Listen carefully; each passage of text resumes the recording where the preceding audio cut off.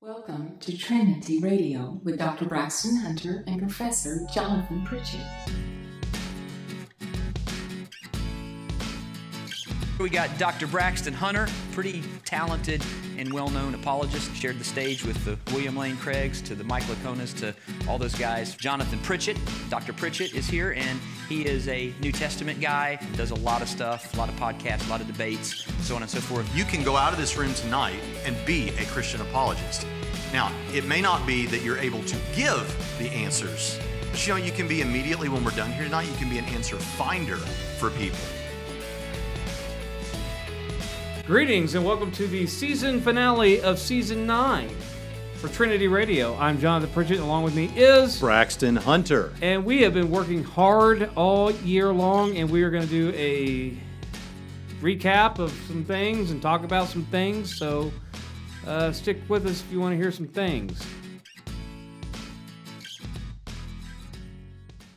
This is the first word.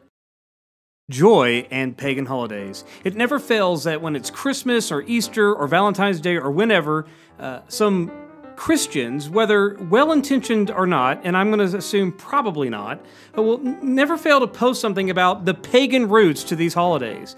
Now, first of all, let's suppose that there's a modicum of similarity. Does that mean that they are the roots of what Christians are celebrating? No. Secondly, let's say that they have nothing to do with it. Then why post it at all? When people talk about Easter and Ishtar, for example, for the longest time of my life, Ishtar was one of the biggest flops ever produced in Hollywood that starred Dustin Hoffman and Warren Beatty.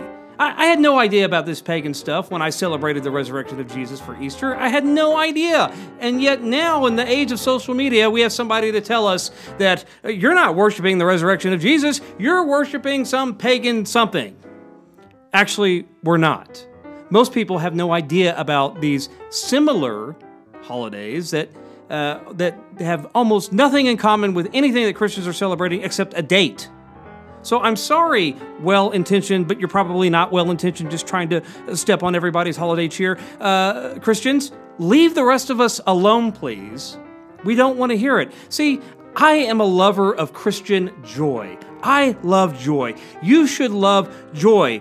And trust me, Christians, not only should you love joy, but you should embrace joy, and you should take joy very seriously. Take joy seriously enough to not let other Christians rob you of it. And now, today's topic.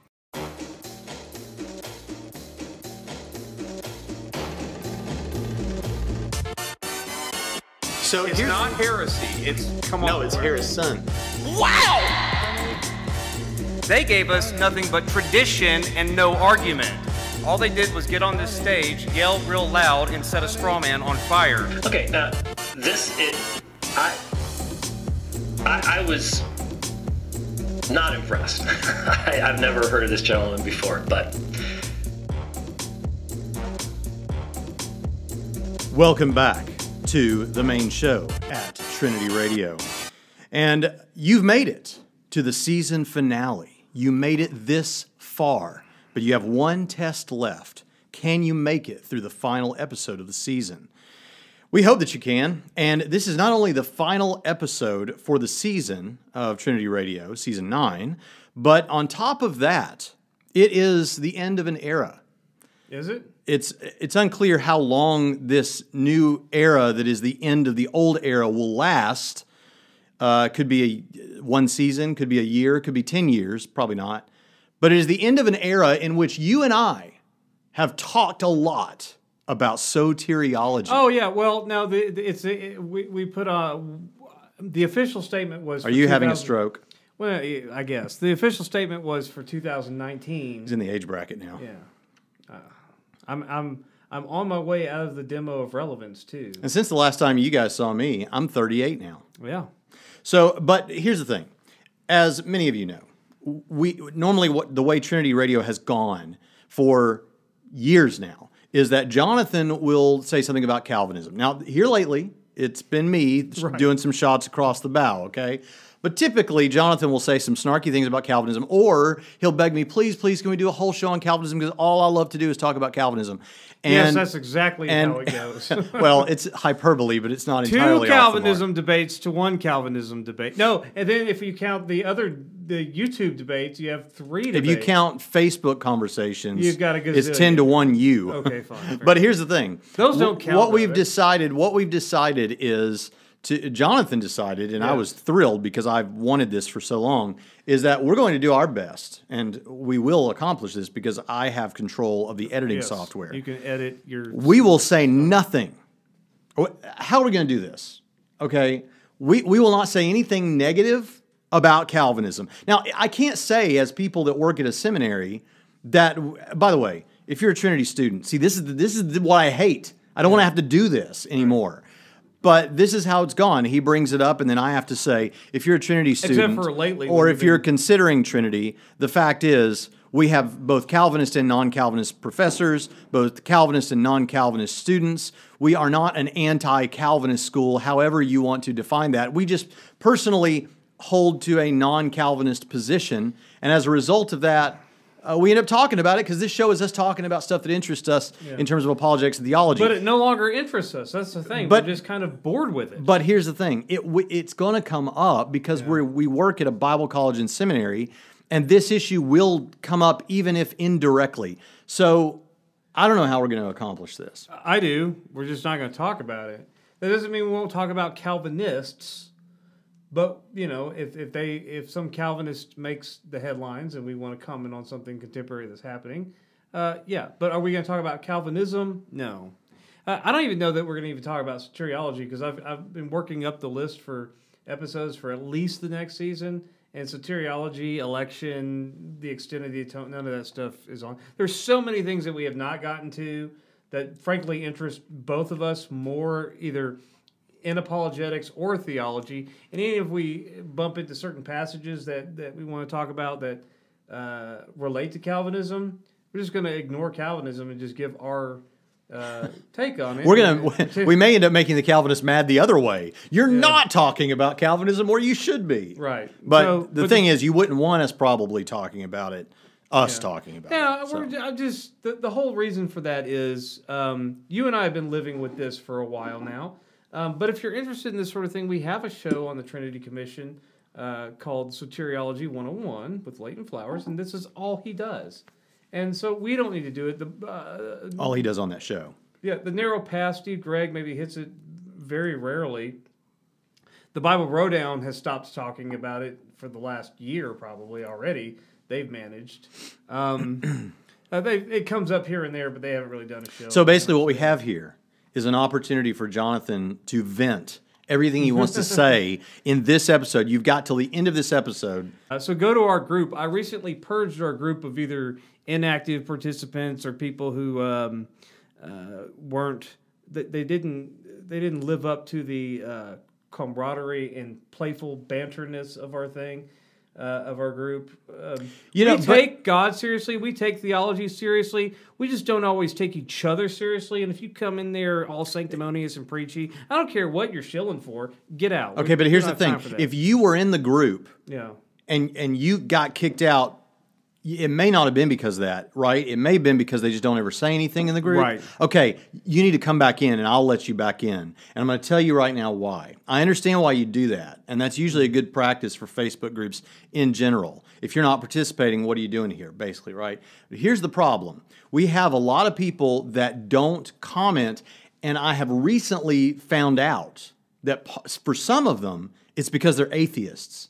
And so they're in the group and they enjoy listening to the conversation, but they don't want to participate because they're afraid they're going to get torn up or treated badly. I don't mean torn up like we'd overcome them with arguments. I mean, that goes without saying, but I mean,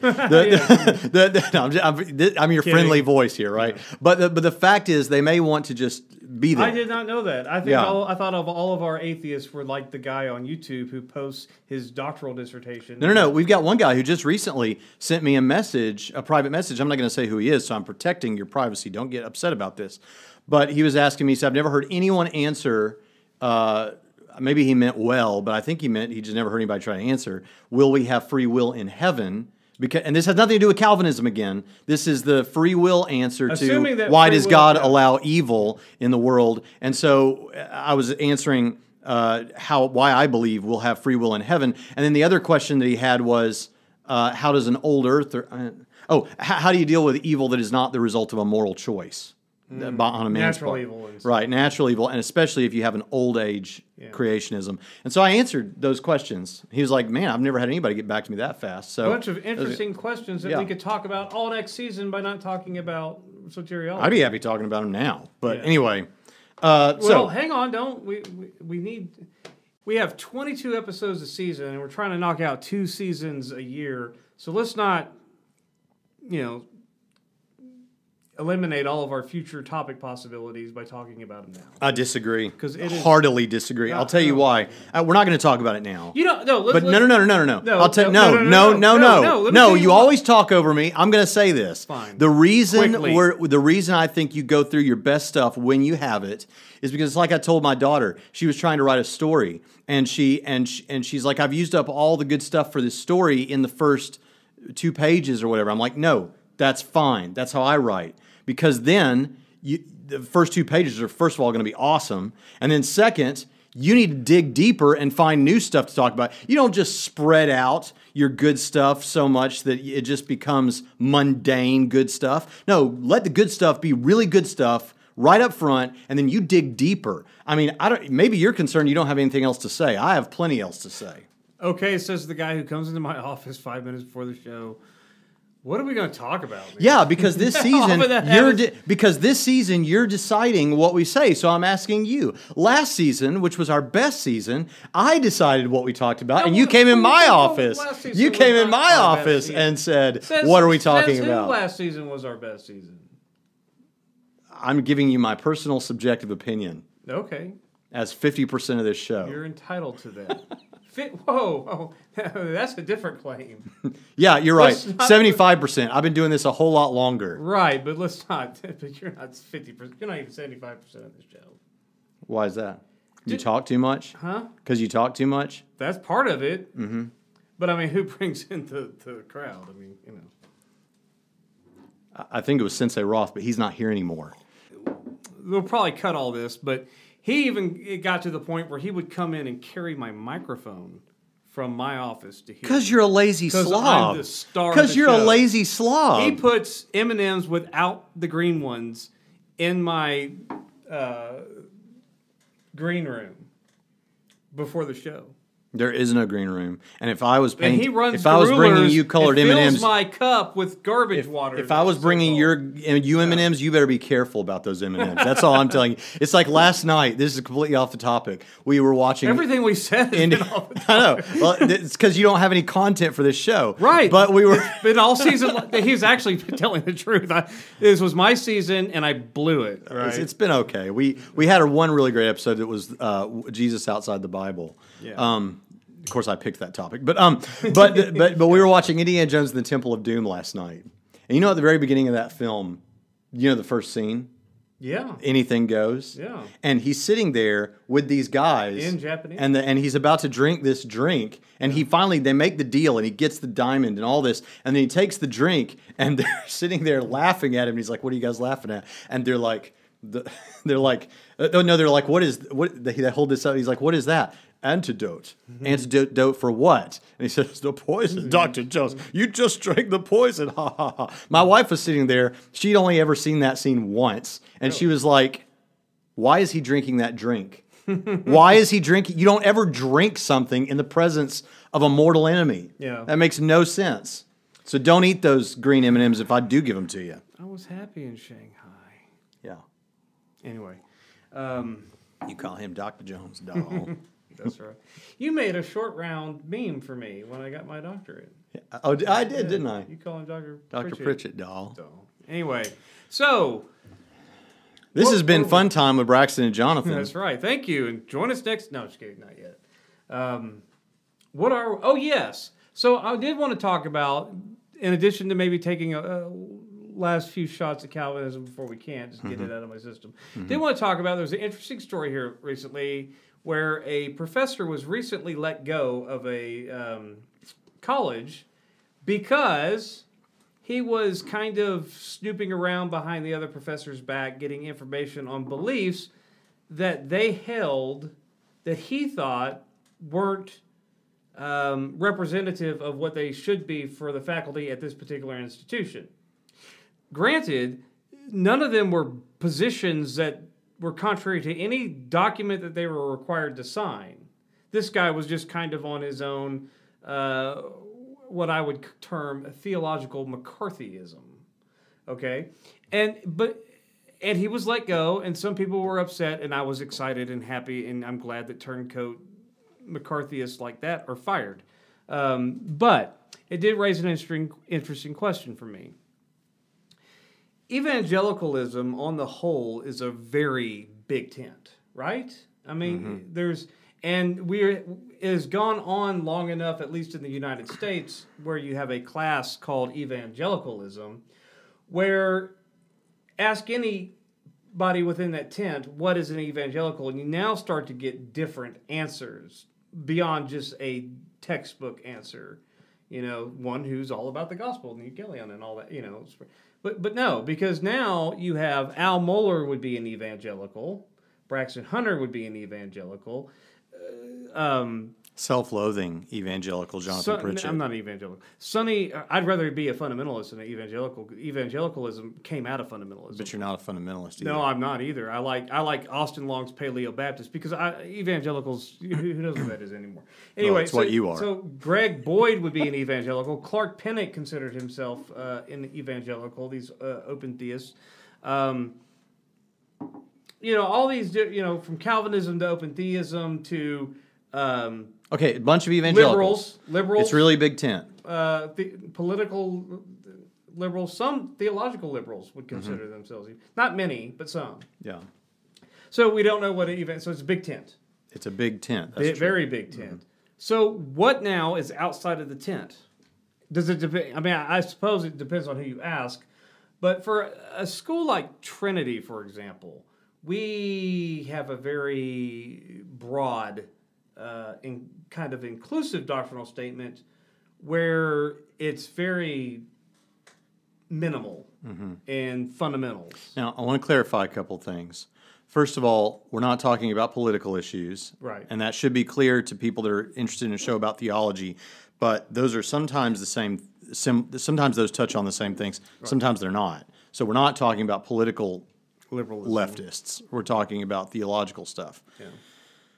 And secondly, the issue about the guy that you're talking about, I don't know that story. Yes. Whatever details you're given on this, I haven't verified, so I'm taking your word for it. Yes. Okay. Just want that on the record.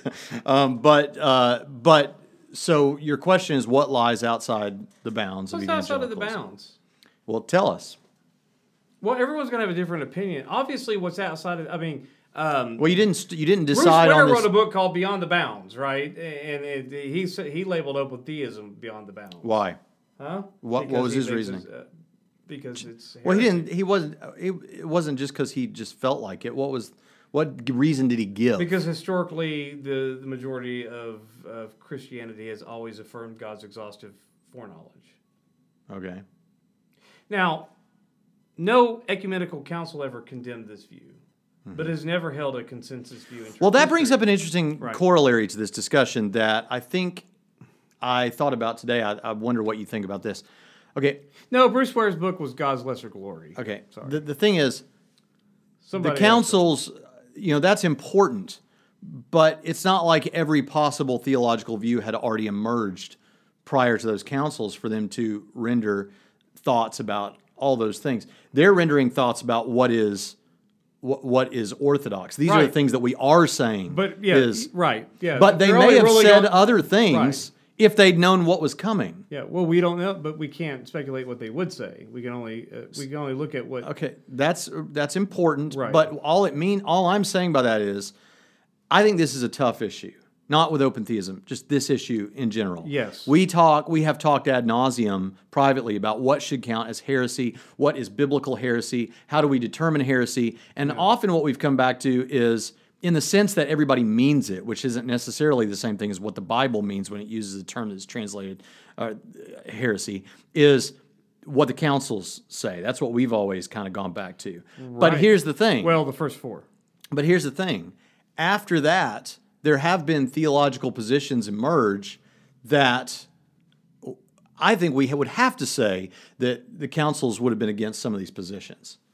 They might have. And made statements about them. We just don't know which ones. So then the question comes, so does it matters what they thought, but does it matter to the exclusion of what we think about Okay, do we this? care what synods in the 16th century say? If they condemn something that you believe, do you care what they say? Because the Synod of Dort condemns... I care one way or the other. Well, I mean, do you care as far as... Is it going to impact whether I'm going to continue believing? Do you affirm what they affirm and reject what they condemn? I'm not saying care from a historical interest. I'm saying care as it relates to what you're going to believe. No, I don't. Are you going to hold to the canons of Dort? No, but Right. it may those can serve as guardrails. So we don't care what 16th century synods say. Do we care what theological professors in Louisville say? As far as No, but I'm just saying. Right. So who gets to? Do we care what the Vatican says? And do we care what Pope Francis can? Not that he'd condemn anything, but Well, I certainly don't care about that. But I'm just saying, what are you trying to say here? well, what I'm trying to say is the older I get. Wait a minute. Here's where we're at. We agree that the councils are important, especially those four, right? The first four. Those are important Because to they our follow thinking. the Vincentian- They serve as warning signs if you're getting too close to the edges. Right. You should pay attention to what you're saying and doing and all that. But we're also saying I'm saying they probably would have felt strongly and made some statements about things that they didn't know were coming. But here we are. And so it matters what they thought for sure. But it also matters what we historical think purpose. right now under the guidance of the Holy Spirit with the Bible and with a lot of theological training. So what are you asking on the basis of that? Okay, well, there's global Christianity, there's our context and Western Christianity, then there's American evangelicalism or just even Western evangelicalism within Western Christianity and then within that American Christianity or whatever. For me, the older I get, the less I'm wanting to anathematize people. Mm-hmm. Okay, I'm not saying that that's tied to maturity, but it's tied to maturity.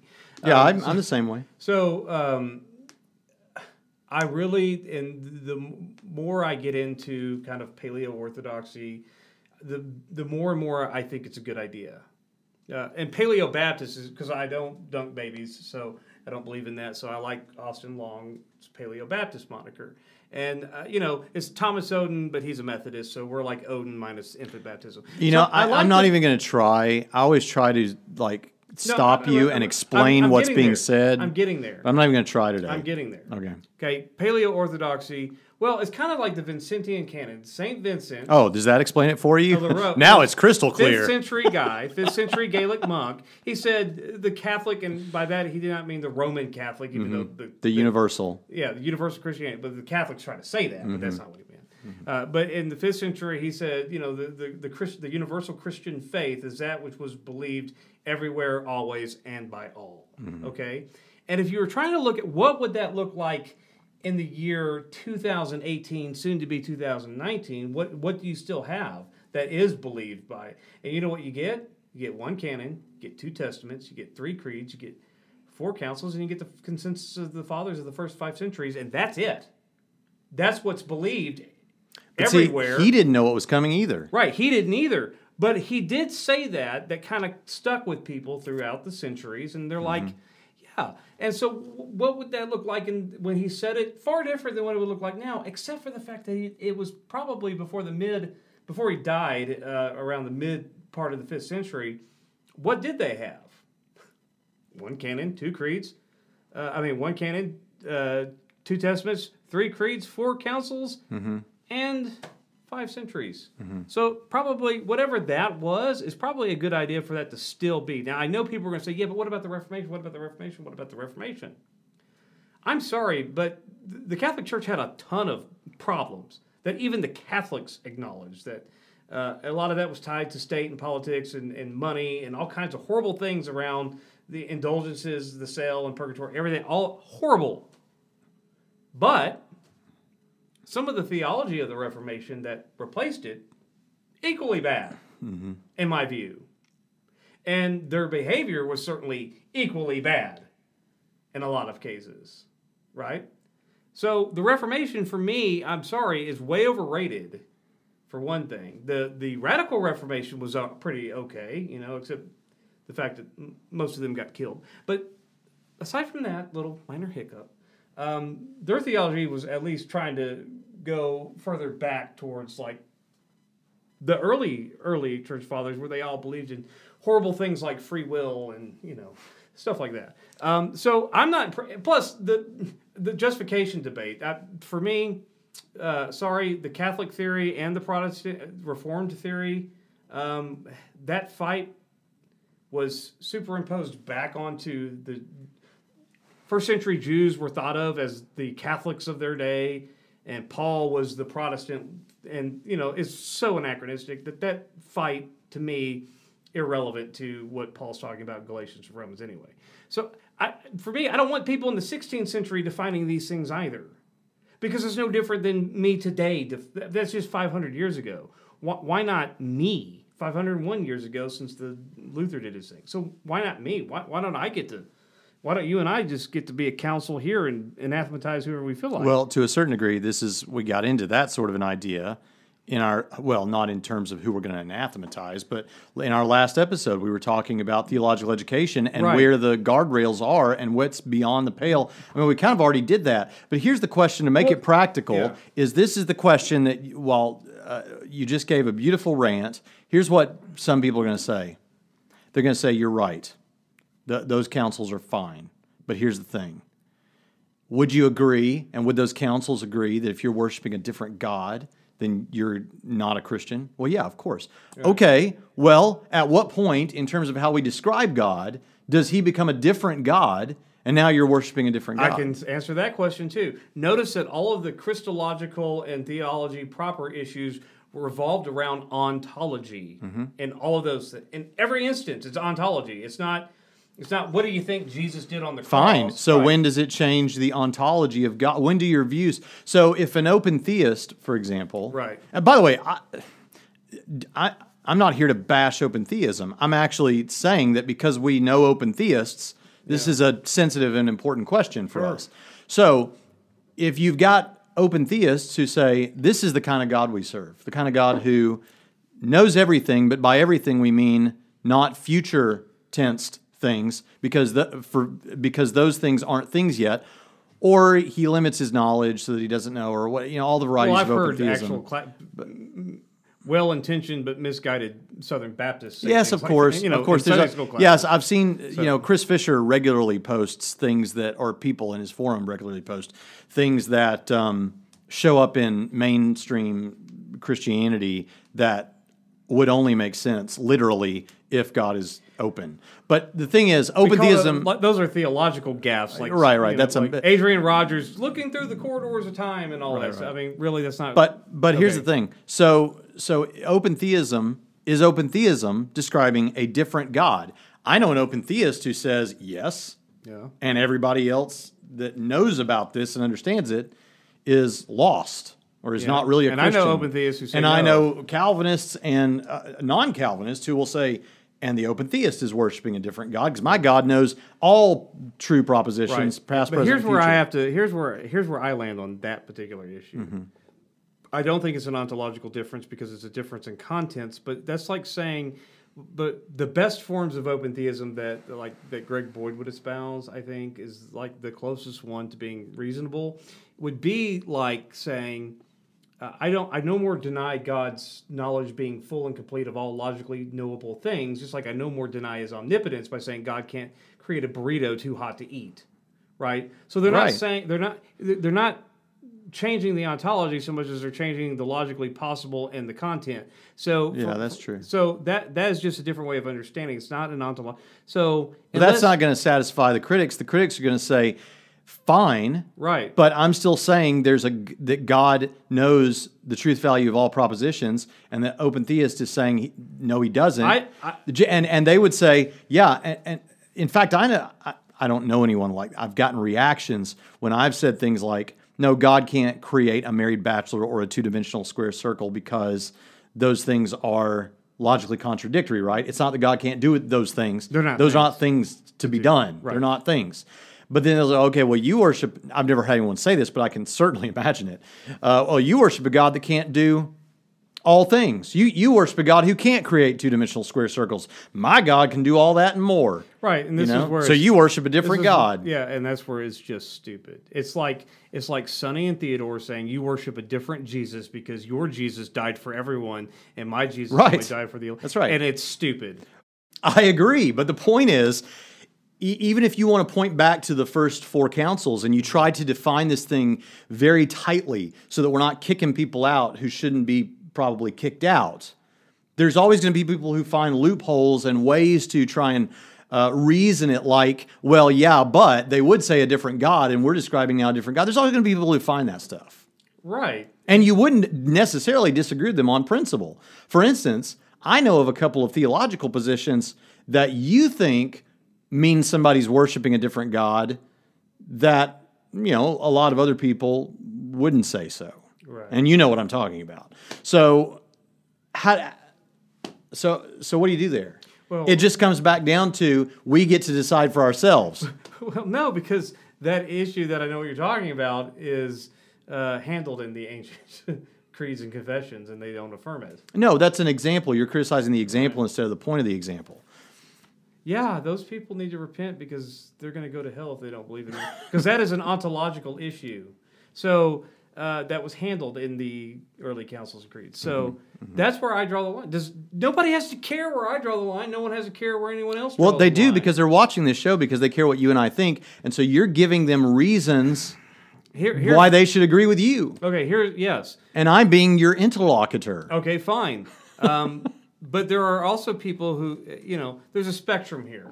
Because somebody could accuse anyone who affirms, okay, well, you just think Catholics are Christians too. So some Protestants are going to automatically, yeah, they believe in Jesus and a lot of dumb things. You know what? Baptists believe in Jesus a lot of dumb things. And so do Presbyterians believe in Jesus a lot of dumb. And we all believe in Jesus, probably wrong about something. That's what I mean by dumb thing. I don't mean that they're stupid. Okay, so what you need to do then is you need to list off for us those councils so that people can go out, and I know you know them, and go out and look these up and see what they said specifically, because otherwise they're just they're leaving this show knowing he said some smart people somewhere in church history said something. Yeah. I don't know any more than when I started this podcast. They need a sensible, reasoned way to know what's beyond the pale that is Pritchett approved. Okay, so What are those councils? Well, of course, the first one being Council of Nicaea, where Constantine invented Christianity and decided to throw out all the true books of the Bible and, include all the bad ones that we read now, because that's what Dan Brown says, right? Or something like that. And actually, none of that's true. That's mostly nonsense. But the Council of Nicaea, and that's for, that's number one. Number two would be the First Council of Constantinople. Yeah. The second one, or the third one, would be the Council of Ephesus, which is always a popular one in soteriology debates because of Pelagianism, right? And then the fourth one would be the Council of Chalcedon, which we get the Chalcedon definition, which sadly has come under hard times now because N.T. Wright says that was when the early church fathers stopped treating Jesus as Israel's Messiah, which I think is a dubious claim. I don't. But those four councils cover things like Arianism, Macedonianism, Nestorianism, and heresies like that, which are mainly Christological heresies. So those four councils, people need to go check those out and look up those heresies. And the reason why I point to those, though, actually, the reason when or you can just watch my documentary on the seven churches. I get into all that. Well, but you actually were there at the Council of Ephesus, where I wasn't there at the Council of Ephesus. You were there at the location of the Council. I'm 38, man. I already feel old enough. You were there. You were. I stood in at the location, church where they did it, Church of St. Mary in Ephesus. And that's incredible, right? And people were like, yeah, they were condemning you Pelagian heretic, because that's what you are, according to certain Council of Ephesus reaffirmed the heresy of that we consider it heresy. Yeah. So, okay, so go look up those, see what they said, and you've got Pritchettarian theology. Now, when I was a student at Biola, I was actually reading a Norman Geisler book, right? And it was why Catholicism is crappy and you need to repent and believe in Jesus, even though. So, it was interesting. There was a phrase in there, I can't remember on what page this is. Witnessing to Catholics are easy because they already believe in Jesus, so it shouldn't be hard to get them saved. I was like, wait a minute, you're supposed to believe in Jesus to be saved. But Norman Geisler is Norman Geisler, so we're not going to just punch a kitten. And that kitten has spoken at our commencement program here at Trinity. Anyway, but that kitten also insulted a very dear friend of yours. That's true. Yeah. But in that book, and I can't remember the name of the book, but that was the first time I actually saw that whole idea of I think it was a quotable Geisler or something. No, it was Roman Catholics are evil and I can't remember the name of the book. The co-author of that book with Norman Geisler, coincidentally, was an evangelical. Probably wrote the majority of it because I don't think Norman Geisler actually writes most of the books that his name is attributed to. I think he does. You do? Yeah. Well, anyway, his co-author, who may have written 50% or more, actually went and became a Catholic. So go figure. After writing that, but that was where I first saw that phrase, and I don't think that he coined it, but that whole one canon, 2 testaments, 3 creeds, 4 councils in the first 5 centuries. Because that's where we agree with these Catholics. And then I started looking into that, and it's like, well, that's where actually the Catholics and the Orthodox in the East and the West all agree, Protestant Catholic. So here's the thing: for some people, that's nowhere near enough. For some people, that's nowhere near enough for church fellowship, of course. They're going to say, nah, we're going to be good with the Westminster Confession. We don't. We're happy to partner with the London Baptist Confession Calvinists in parachurch stuff. But when it comes to local church, you got to be just this or just that, or the Baptist Faith and Message is our thing, or whatever, right?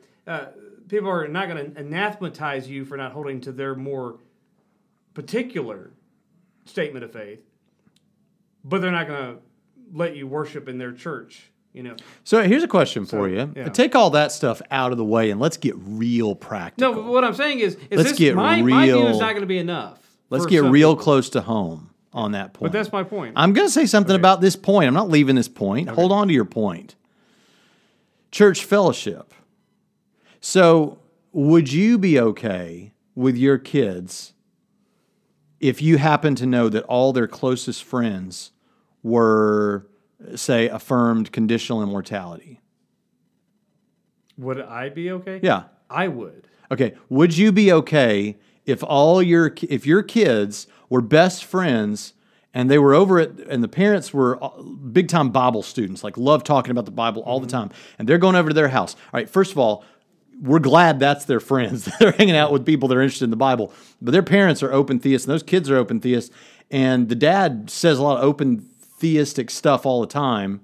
Are you okay with your kids having those as their primary influences? Yes, and then I would go over there and argue with their dad and say, "Look, I'm gonna indoctrinate your kids when they're at my house." Yeah, we're gonna have indoctrination. But would I say your friends and his daddy are going to hell because they believe in open No, but that's not the question. We're talking about who you fellowship with. Yeah, I could fellowship with open theists. I could go to church with open theists. Well, no, I can too. In a church the size of our church, I probably do go to church with open theists. I could go to church with open theists. Yeah. I could be friends with open theists. I think I am. The question is, they don't like you, but to what degree? Yeah, they're the ones that are more they're rude, aren't they? Sometimes upset about this than It's kind of like, here we go, last season, last episode. It's kind of like the only people that really care about the apologetic methodology debate are presuppositionalists. Yes, and those are usually Calvinists. Right. And everybody else is like, oh, geez, here we go. Yeah. Except for Eric Hernandez, who's like, no, let's fight. Let's talk about methodology. Yeah. But the rest of us are like, oh, geez, what the heck? Here we go again. But hey, I take up for that on this show every now and then. Insofar as, not for presuppositionalists, but I take up for presuppositionalism. Yeah. That's fine.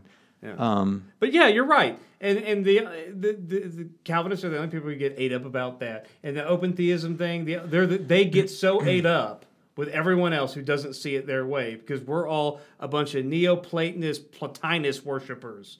Not that any of them, maybe Chris Fisher, but not that any of them ever read Plotinus. I got Plotinus in my great book set, the 6 Innits, but not that any of them had ever read Plotinus, or Plato for that matter. If they read Plato, they'd be way cooler than they are, right? Everyone should read Plato.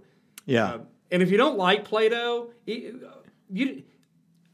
you can't separate how awesome Plato is from whether or not he negatively influenced Christianity, don't talk to me. Yeah, I don't have time for that kind of thing. If you haven't read, I'll quote Ronald Nash here.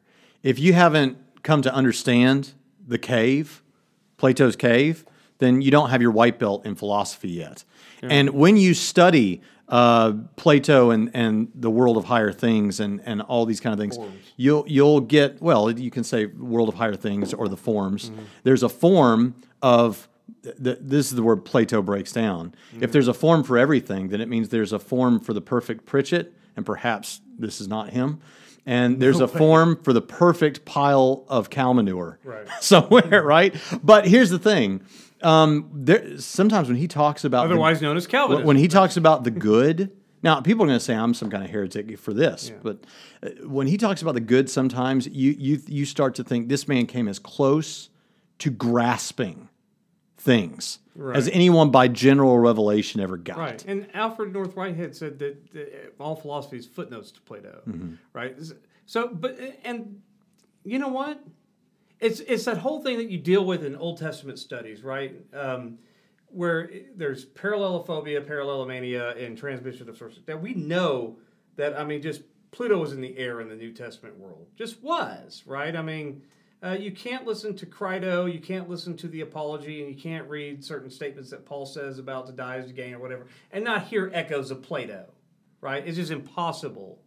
But regardless of what you make of all that, it just seems to me that in Old Testament studies, people are like, oh no, we can't let this wider ancient Near Eastern milieu of categories and ideas and thought mess with our pristine Bible. And we can't let this Greek influence mess with our pristine Hebrew first century Paul, as if he wasn't aware, he was completely shut out from the Hellenization that engulfed the world, including Jerusalem and including Galilee, by the way. I mean, there's like a bunch of Cyprus and Troas and these cities that have Greek names in Galilee. I mean, everything is Hellenized. Besides which, let's get back to the issue at hand. Don't whine about that, open theist. You look silly. Forget whether or not there's Greek pagan influence on the New Testament. Forget that. The question is, do philosophers sometimes discover things that happen to be true? Yes. Yes, they do. And do scientists sometimes discover things that then philosophers can tell you whether it's true, right? Yeah. Scientists, I'm giving you a thing for scientists. But the thing about it is, when we make discoveries about this, about the nature of reality, does that influence how we understand the world God made and maybe what His nature is somewhat like? Yeah. Like the whole timeless thing. Right. Some people are just happy to say, no, I'm not interested in that discussion because that's all philosophy. Yeah, it is philosophy. So is all of theology. So what? You can't. 100% of theology is philosophy. Right, and 100%. If time now we can have a discussion. You say, no, theology is the Bible. You use hermeneutics as philosophy. We can use exegesis. We can have a discussion about whether or not time is a created thing, or whether or not time is real or whatever. But the fact is, if we have come to understand through science or philosophy that time is an aspect of this universe, space-time, in that way, then I'm sorry, that impacts something about the nature of theology. Yeah, and these are the kinds of arguments that I would have with my son. Oh, and by the way, it's completely consistent with the Bible. Right. Properly understood. Right. So now that we've alienated Calvinists and open theists, we actually think it's a season finale. Right. And these are fireworks going off. And believe it or not, we both think that they're both going to heaven. Yeah. Now, is it allowed? Should you hold that view, or is it outside the camp of not going to hell, but is outside the camp of orthodoxy. Well, not if you're going by those 4 councils. Right. But that just goes back to what do you mean? The Vincentian canon. Yeah. That which is believed everywhere, always, and by everyone. There's still that one. But if you're dividing the church with false doctrine, if you're dividing the church, and by false doctrine, I don't mean that in the meanest possible way. I mean just a doctrinal position that is false, which does, I understand, begs the question whether it's false, right? But if you're dividing the church with false doctrine, that is, But what if you're dividing the church over a secondary issue? I mean, Paul seems to be very concerned about the unity of the church, but you want to talk about someone who divided not a local church sense, but like the evangelical church of the United States of America. We can go to John MacArthur's Strange Fire Conference, talk about dividing people and causing. Are you saying that like open theism and Calvinism are not secondary issues? I'm saying they are. Of course they are. Yeah. So that's what I'm saying. I'm saying my thing is, if somebody's dividing fellowship and telling people they're lost and stuff on secondary issues, that person is dangerous. I agree. And just like John MacArthur, to me, was dangerous when he was anathematizing total swaths of charismatics. Mm-hmm. It's very dangerous for these kind of things. So, but people, the criticism gets me is, you're too loosey-goosey with that Vincentian canon. That's too loosey-goosey, right?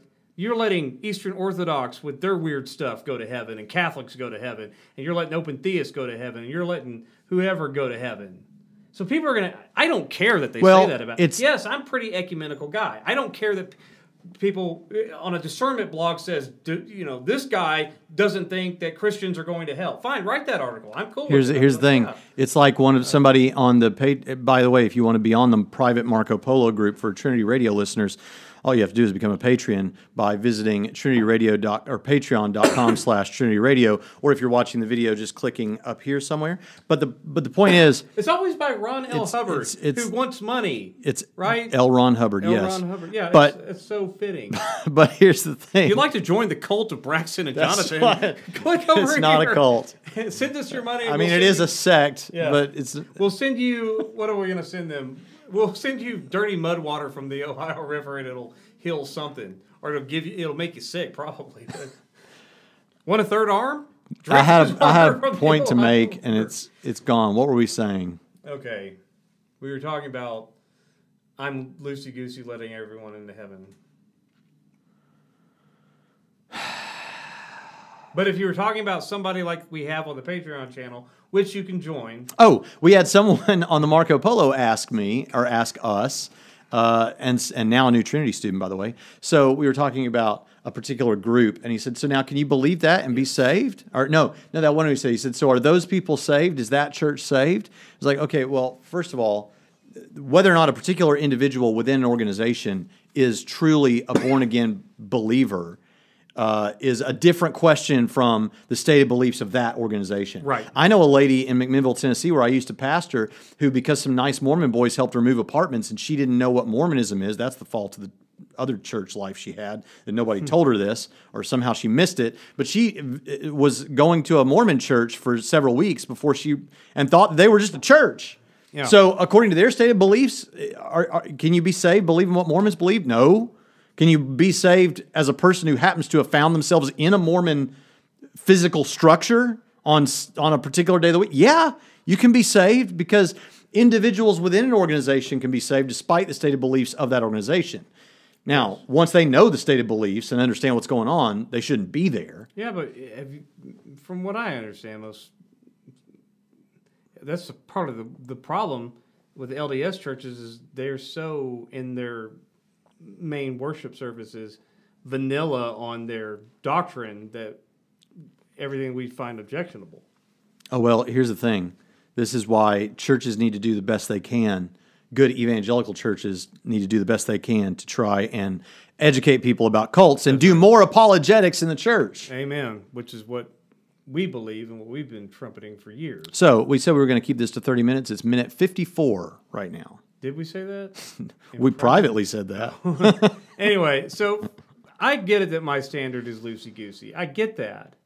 But I do think it's a good standard before we start anathematizing people. I don't think it's a standard for local church fellowship. I don't even think it's a standard for denominational fellowship. But I do think that it is a standard for... That's the point. That's why I brought up your kids. That's why I brought up your kids. Because I wouldn't blame someone. Okay, look, I want my kids to believe like I do because I think I'm right. Right. Okay.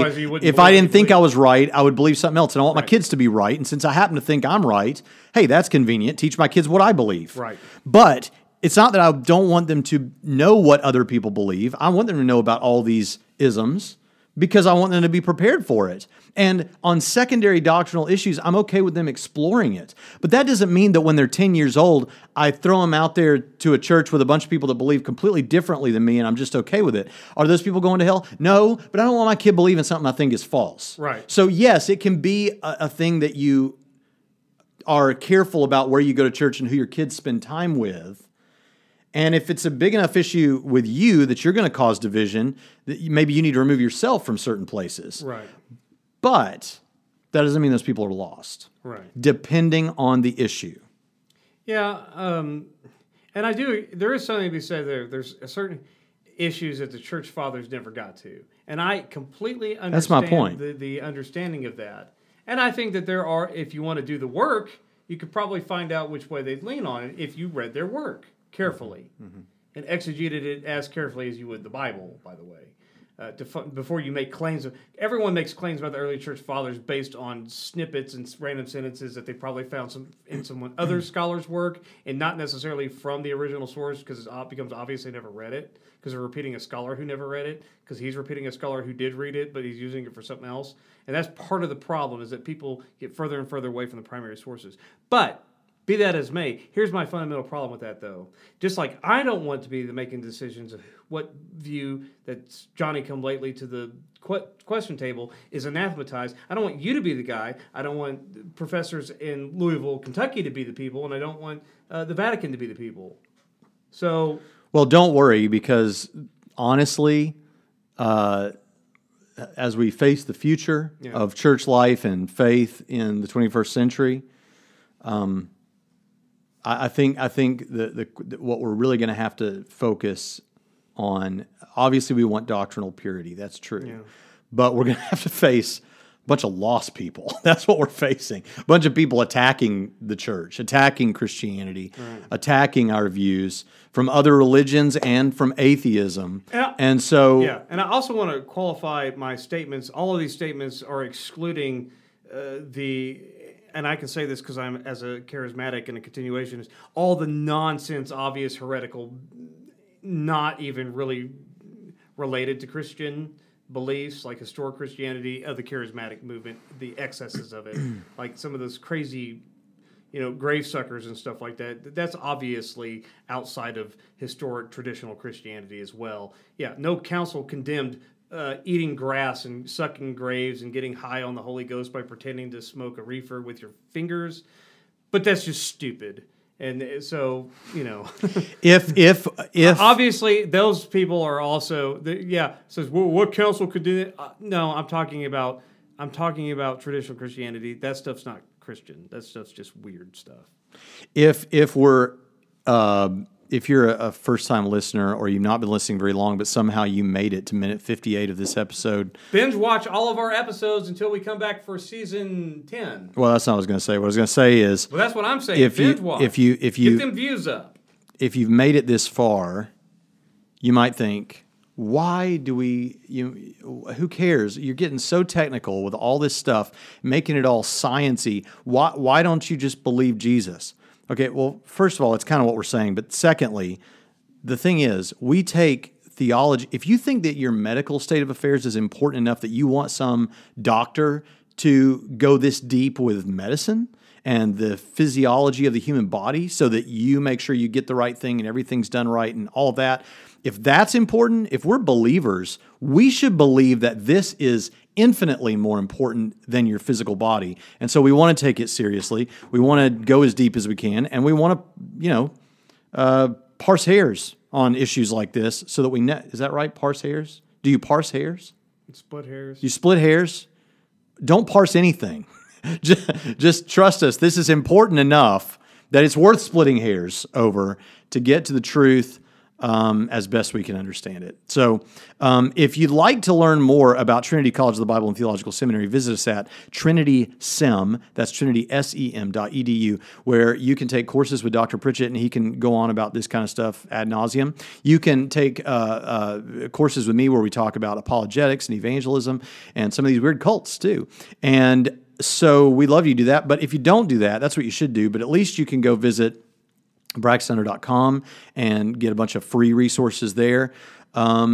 But also check out the Trinity Commission, which is our podcast consortium with Leighton Flowers of Soteriology 101, Steve Gregg of thenarrowpath.com, and Billy Wendelin and Matt Chisholm of the Bible Brodown. Hopefully we'll be expanding the Trinity Commission in 2019. We've got some potential things we're looking at to expand that as well.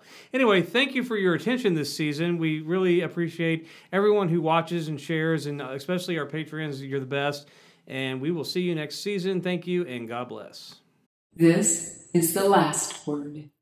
As a child, Christmas was particularly magical. Crawling downstairs each year, I would inspect my presents under the cover of darkness, lifting them to notice the weight of each and tilting them back and forth to examine how tightly they'd been packed. I operated like a Christmas scientist. For some reason, the smell of the wrapping paper was enticing then in a way that it never was when the rolls were stacked in the closet. Illuminating the room in soft shades of green and red, the lights that adorned the tree transported me into a world of dreams and myth. Reality came crashing in when we opened our gifts each Christmas Eve, as was our family's tradition. As the fire flickered beside the tree, which still glowed with the lights of the night before, my father would begin the speech, which seemed more like a creedal statement. After reading the birth narrative of Jesus, he would always say, "Now, Marilyn, boys, we really ought to appreciate this time we have together as a family tonight. Only the Lord knows when one of us might be gone, so appreciate this Christmas season, because there's always a chance one of us won't be here next year." Sheesh.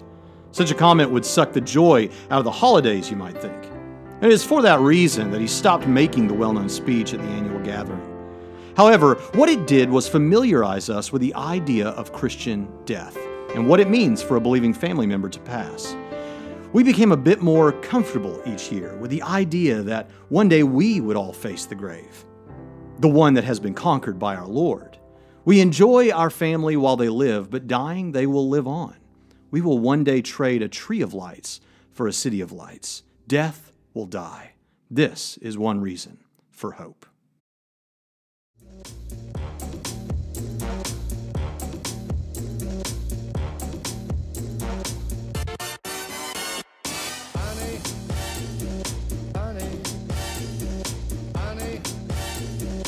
If you would like more content, click here and keep watching Bible studies. Click up here. And finally, we want you to subscribe. We need more subscribers, so click here.